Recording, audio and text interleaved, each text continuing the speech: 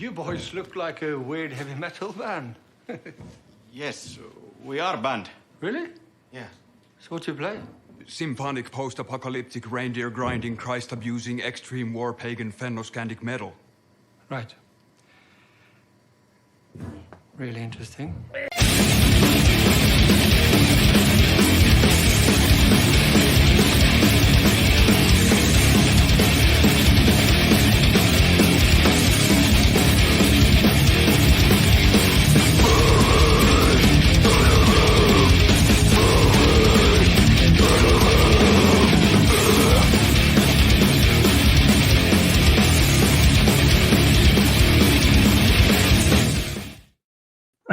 TJ Anubis. And TJ Neko. We're here with you on the Metal Tavern Radio podcast. Oh my goodness. Doing our Godzilla -1 review for the movie. We just got out of the theaters not too long ago. Yeah. And yeah, it was a blast. So we're gonna recap real quick of who directed, the cast, and the plot device. It is directed by Takashi Yamazaki. Cast is Manami Hamabe, Sakuro Ando, and Runosuke Kamiki. Those are your main three characters. Plot is post-war Japan is at its lowest point when a new crisis emerges in the form of a giant monster baptized in the horrific power of an atomic bomb. And so right now the cast is Hamabe plays Noriko Oshii. Ando is Sumiko, who's like a neighbor to Kochi, who is played by Kamiki. So, and then we do have a fourth, which is Muntaka Aoki, who plays Sasuku Tachibana, who plays a factor later in the film as well. We won't be giving away any spoilers, so a lot of the in-game stuff, we're not going to be saying what's happening and all that, but do want to talk a little bit about it. It's a big movie. It's out right now. And, of course, one of my cats is choosing to talk a lot. She likes to talk.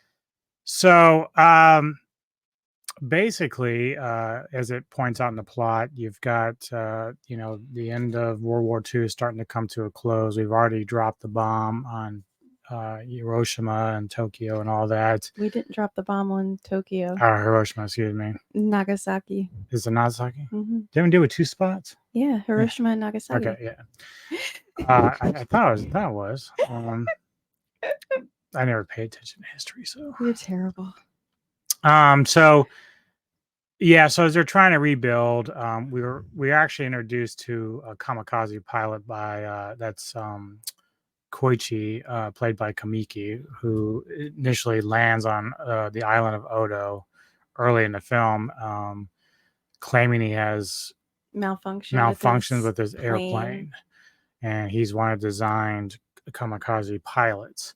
So the mechanics there, led by Tachibana, are looking it over and they can't find anything wrong with the plane. So they're, of course, Koichi's kind of like, well, what are you trying to say? That I'm a coward? So anyway, this science sort of sets up the scene with Koichi throughout the film. They're on this island, and in the middle of the night, the air horns are going off, and they're visited by a local legend by the name of Godzilla, which is actually at this stage more of like a size of a Tyrannosaurus Rex. Like, he isn't super huge. Then what he ends up doing is tearing up everything, killing most of the mechanics, as they're really just an island of mechanics. That's all they were there for. They try to get Koichi to get into his plane, which is grounded, but it has guns on it, and they were hoping he would use it to shoot at Godzilla and kill it. But Koichi gets frozen in fear and doesn't do it, and that leads to the deaths of most of them, except for Koichi and Tachibana, who Tachibana, of course, holds a grudge that, you coward, you got these guys killed. And it just kind of, then we're moving on to where Koichi is going back home. And it's in ruins, basically, because it's after, World War II is come to an end. And, there were, if you know anything about, it wasn't just the bombs. I mean, there were air raids and stuff, too. Yeah, which killed his parents. Mm-hmm.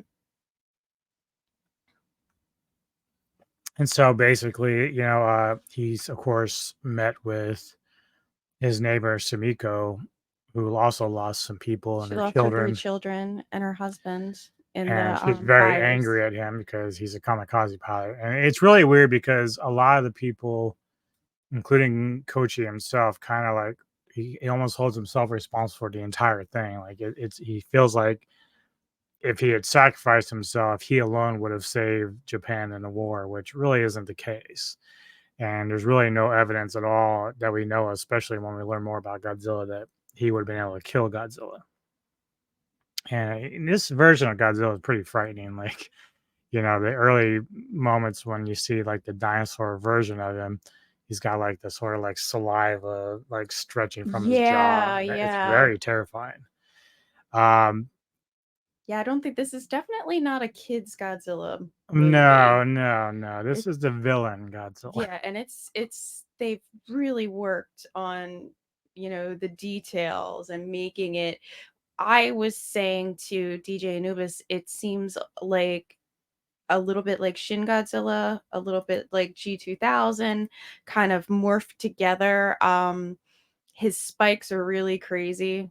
Like they really did add some detail to the spikes. His mannerisms and stuff, it's a very menacing Godzilla. It's not, Godzilla's coming out to fight another kaiju, so he's like your buddy Godzilla. This is Godzilla is actually attacking people, so it's a lot scarier, Right?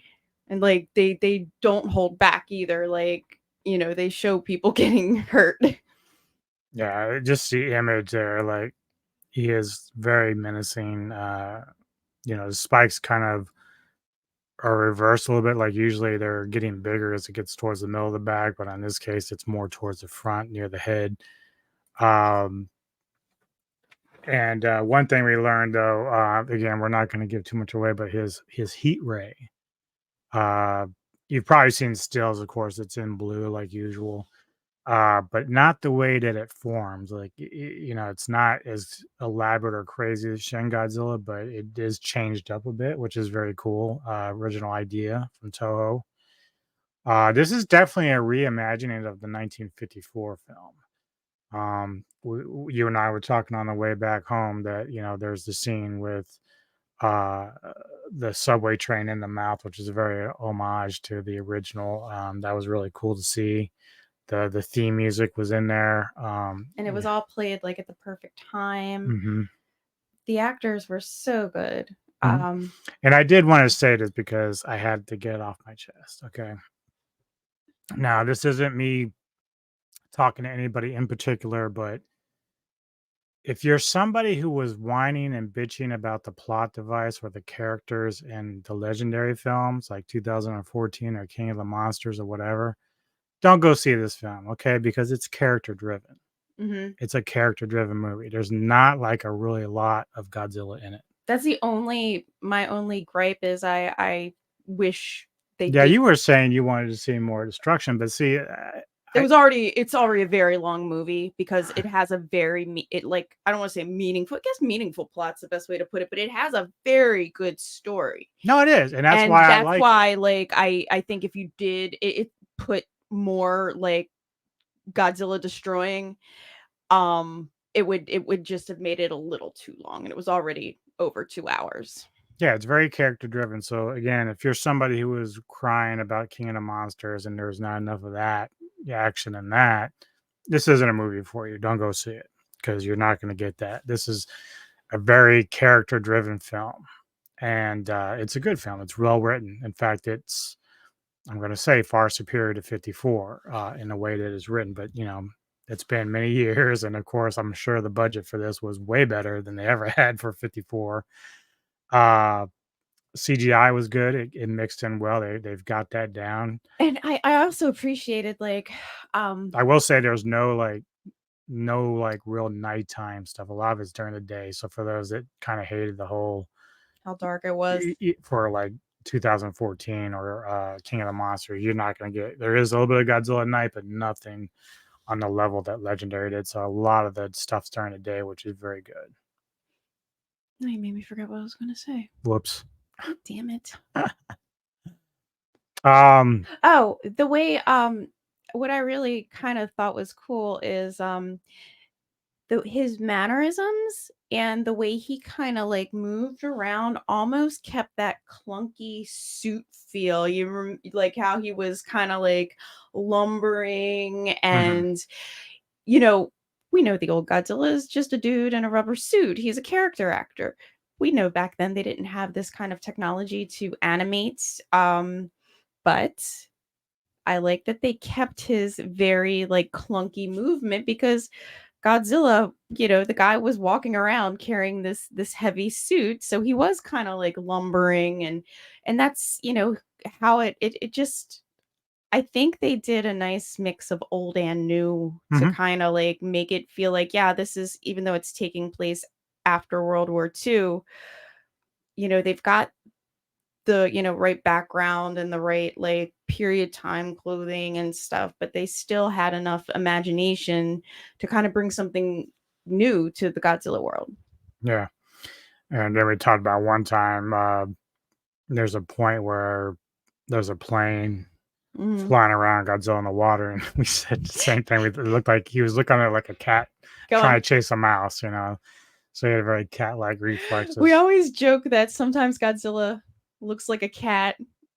Sometimes he looks like a crocodile, but he has that like that cat face in this one. And the sound is great, like the yeah. It's if you're a Godzilla fan, you're really gonna like this movie. But you don't necessarily have to be a Godzilla fan to like this movie, because I think the story itself is so interesting and the actors are so great that if you're not a Godzilla fan, it's a good movie. Like overall, it's just well done. It's a really well paced. There's emotional things part of it, because it's after the war, so there's everybody's dealing with loss, and everybody's trying to rebuild. And that was one thing we were kind of talking about, like the -1. Japan's already at 0 right now. Yeah. And now they're, being attacked by another enemy, and no one can help them.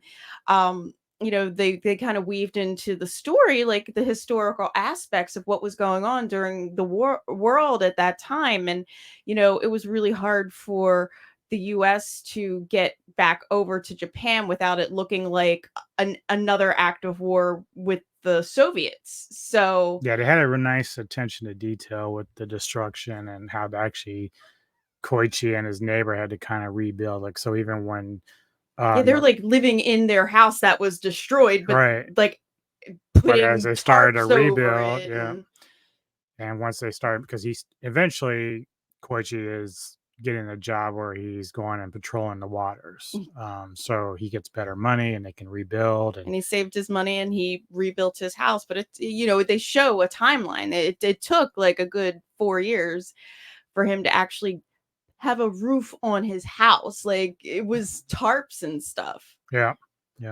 Oh, look who it is. Hi now. Hey, what are you doing? All right. Here's Godzilla right here. So basically, this movie is really good. In fact, I really liked like anyone who's followed these type of movies and know Toho know that when Godzilla plays a villain, it doesn't usually end well for him. So I will say this, when it comes to how they decide to deal with Godzilla, I love the concept behind it. I actually like it much better than 54. I think it's a bit more original. It was very original. And that guy who was like the lead naval scientist and, coming up with all his ideas. Yeah, it was very elaborate. Yeah. And the thing I really liked was it just seemed like everybody, after they're rebuilding from the war and now they're being attacked by Godzilla, but like it just felt like that everybody was trying to still have hope, even though like they saw what Godzilla could do. They're like, all right, we're going to band together as citizens and we're going to do this as citizens, because we can't have any military involvement. The Japanese government is not helping us. They're the, what did they say, the masters of disinformation. They're not going to say anything, blah blah blah. So just seeing that there's hope after like the war. And you know, it's really interesting. I just the story itself, I can tell you. No, I'm not gonna because it might. I had a whole. I didn't watch anything. I watched the very first trailer when it came out, and it was nothing. It didn't give you. It got you a couple of glimpses of what Godzilla looked like. Right. I did not purposely watch any other trailers or read up about it or listen to anyone because what happened with King of the Monsters with He and I is we were so excited about it and they released 800 trailers and we watched every single one that by the time we went to the movies, all of the reveals were already revealed in the trailers. So it was like, well, we already saw that. And it for me, it took away my enjoyment of the movie a lot. Yeah. Not that I love King of the Monsters, but I think they should have been a little bit more careful with their monster reveals instead of like in every single fucking trailer. Oh, look, there's Mothra. Oh, look, there's Rodan. Like Right. So I kept away. I didn't read. I didn't even want to know what the plot was because I had a different idea of what was going to happen. I had a completely different idea of how this was going to work. And it didn't turn out the way that I thought it was going to work at all. Yeah, we talked about how we thought certain things were going to happen and play out, but it didn't play out that way. It didn't play out that way. So, but I'm not going to tell you what my plot idea was because then if you haven't seen it and yeah, I don't want to spoil it for you. I'm fixing my hair again. Sorry. So my top 10 is probably different now, or it is a lot different now than it was when me and the guys way back did our like 6-hour long countdown of all our favorite Godzilla films. You guys are so funny. I wasn't here for that one. I was on the ship. But does Godzilla -1 make my top 10? Yes. What do you think? It definitely does. Yours or mine? Yours. So, number 10, Godzilla 1954. You can't ever get away from the original. It's always going to be a benchmark. I can't remember where I put it in my list before. I think it was still a top 10. Number 9 is Godzilla versus Biollante.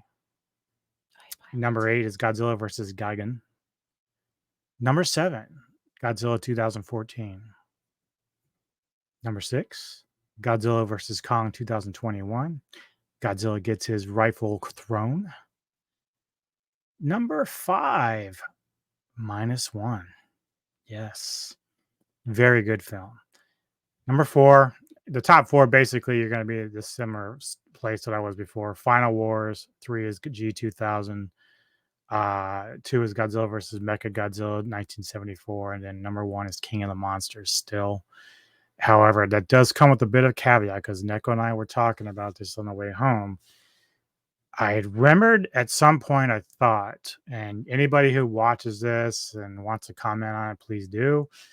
But I think Toho was considering doing their own MonsterVerse. And so I don't know if this is like the beginning of that. We do know that after 54, they did Godzilla Raids Again, which introduced Angirius. And if they decide to go with their own MonsterVerse, starting with this one, because, there are things at the end that will make you pause about the future of the franchise. But if they do, and with the new technology that Toho has, and then this is a very well written movie. It is very good. They can, like, if they were to do their own version of King of the Monsters now, like, they might outdo Legendary. Like, they have that capability because this film really sets the benchmark of what Toho is all about. Can you imagine them doing a Rodan? Oh, so good. And that's the other beauty part because see, they're not sticking with the story of Monarch and all. No, but they're not. Their hands are not tied because America has to get rights to do these things, and Toho's very lenient with that. They lent them the creatures to do King of the Monsters and so forth. But Toho controls all that now. They can use any fucking monster at any point, and they can go back and redo Rodan or the Mothra movies, and I think they would do a good job because the technology's there. Now you're going to get some people who are very old school, and they're like, "No, I want the suits." Now it's time to kind of, if you want to do that somewhere else, great.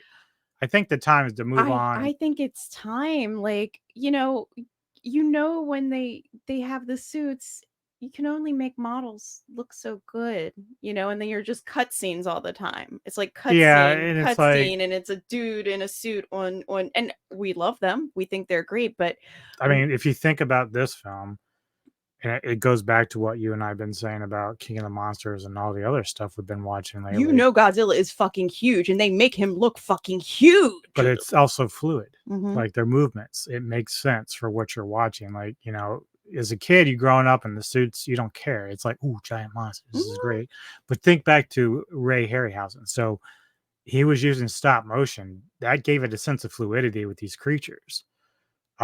With Toho, it wasn't the same way. If you saw Ghidorah now flying, you would know he's on strings. Like it's that common sense type stuff.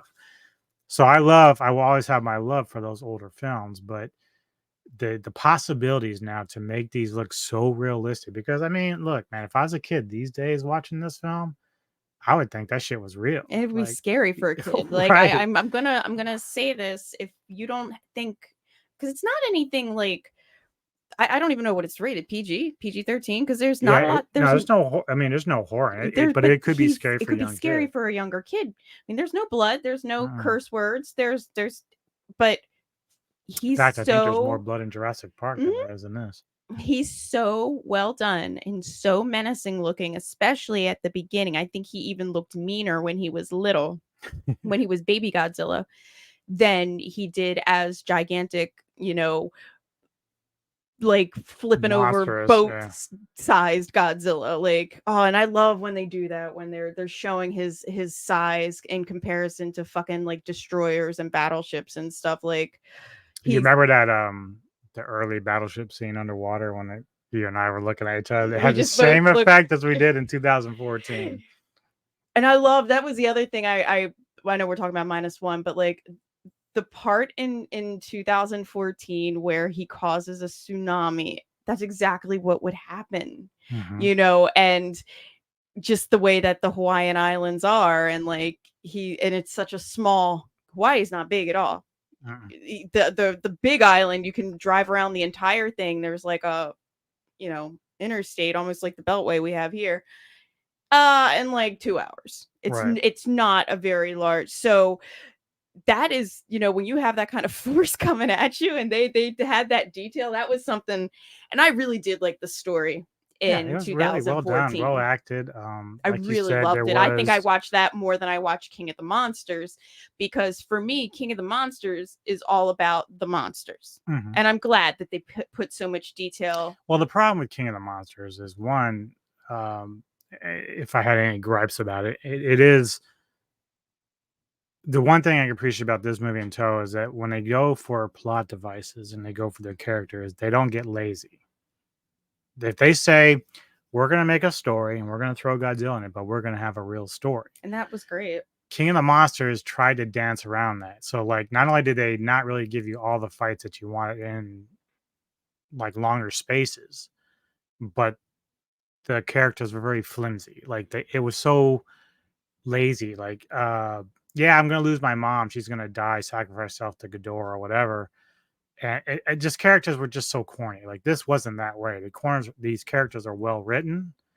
You care about them. And you feel like, I mean, put yourself, it's hard because we're so far removed from World War II, but put yourself, like, if you know anything about World War II, it was bad, like all over. I mean, so, and these are like the citizens of Japan who are paying for their government's mistakes for like having to go out.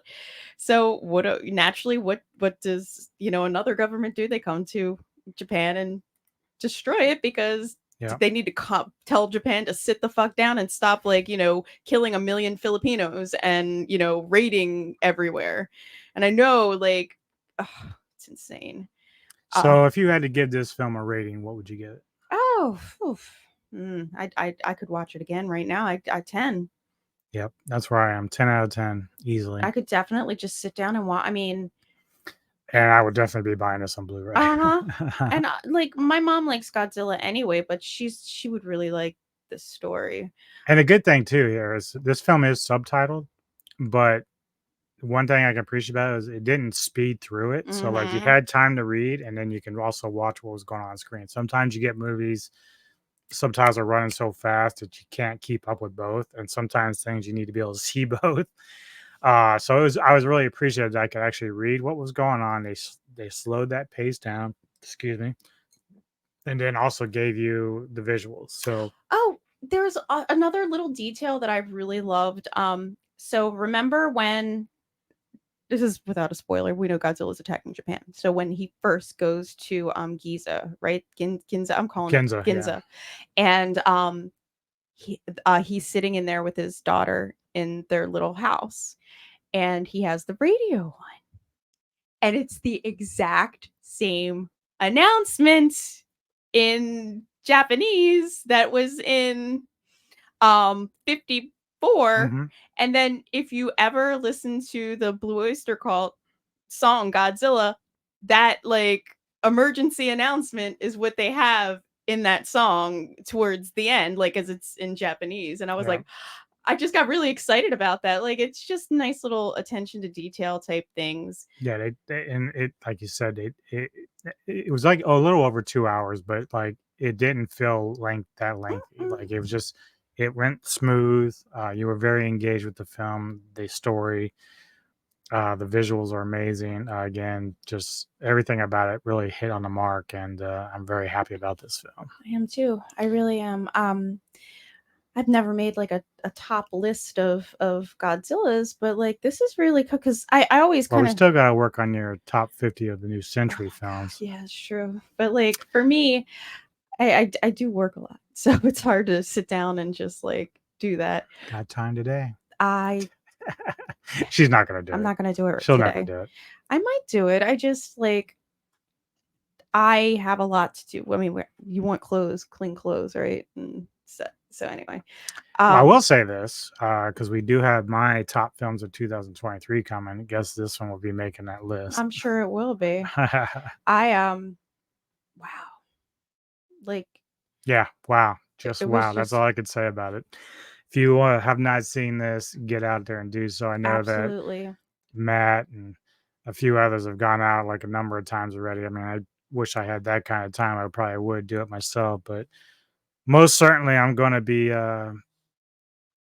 getting this on Blu-ray when it gets released for sure. I was kind of disappointed though for the. I mean, granted, it was the first showing I think in the day. We didn't have a sellout theater. It it was was a very tiny scattered. theater too. They put us. I mean, that's what's hard. Like I mean, hopefully it does a little bit better as the weekend goes on. But this film deserves so much love, and it's a really good film. So agreed. check it out, and then we'll see you here next time on the Metal Time Radio podcast. Mhm.